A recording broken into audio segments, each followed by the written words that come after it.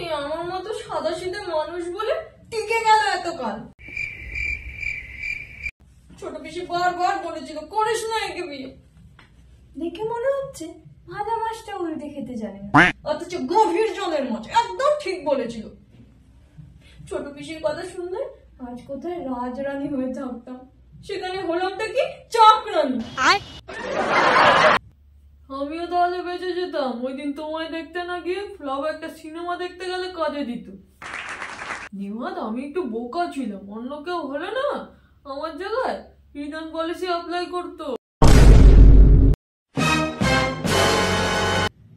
সেই তো রিটার্ন করা তো সহজ না, বুঝেছো? তুমি হলে ঘরে শের, বাইরে মিনি বিড়াল। নাড়ুর দোকান থেকে তো ভুল করে কোনো জিনিস নিয়ে আসলে সামান্য রিটার্ন করতে যেতে পারো না, যদি কোনো ঝামেলা লেগে যায়। তুই ফোন নিয়ে কি করছিস?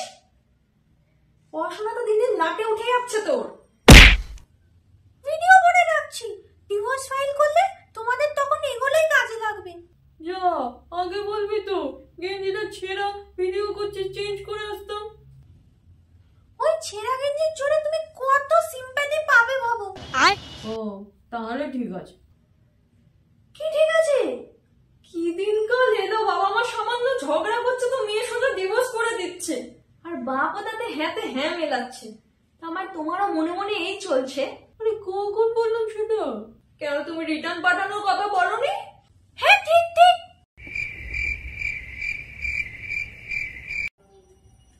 আরে এত চেঁচামেচি করছো কেন? আমার না একটা জরুরি কথা আছে তোমাদের সাথে। দেখ পুচকি, আগেই বলে দিচ্ছি, প্রেম করে থাকলে ভুলে যা। আমি তো মেনে নেবো না বেঁচে থাকতে। আর ঠিক কর, বাবার সাথে থাকবি না আমার সাথে যাবি। হোয়াট?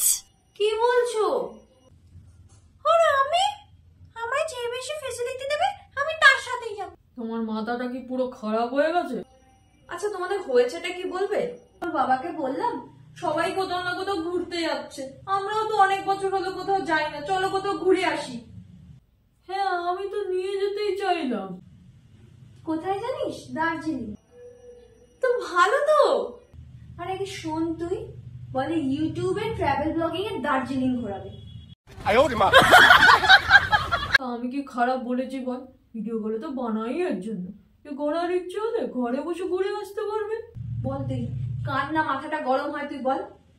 তুই জানিস না যে নাকি হানিমুনে নিজের মাকে নিয়ে যেতে পারে, তখন তুই বলবি এটা কি? আহা, পুরী যাচ্ছিলাম বলে মা বললো মার ঘোরা নেই, আমরা সমুদ্রে ঘুরবো, মা একটু জগন্নাথ দর্শন করে দেবে। হ্যাঁ গেছিল এই বলে, তারপর করলো এটা কি? 1 সেকেন্ডের জন্য যদি একা ছাড়তো, এমনকি রাতে পর্যন্ত ভয় লাগছে বলে মাঝখানে এসে শুতো।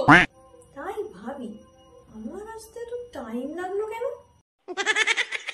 কি সব বলছো মেয়েদের সামনে? হ্যাঁ তুই কি বলতে এসেছিলি বল, আমাদের ঝামেলা চলতেই থাকবে। কালীঘাটে চপমুড়ি প্রতিযোগিতা হয়েছিল না,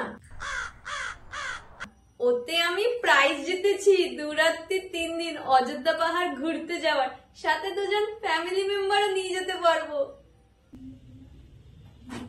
আমি তাহলে গিয়ে ব্যাগ গোছাই। আমার সাদা শার্টটা নিতে ভুলো না কিন্তু।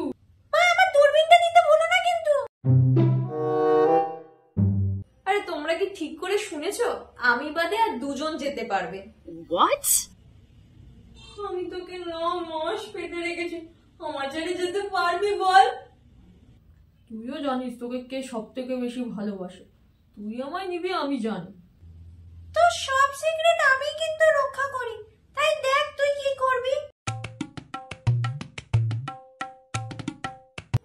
মার যাওয়াটা কনফার্ম, তোমরা 2জন ডিসাইড করে নাও কে যাবে। আমার পুচকি আমি যাব। আমি যাব। আরে কি করছো তোমরা? টানাটানিতে ছিঁড়ে যাবে তো। আমি যাব।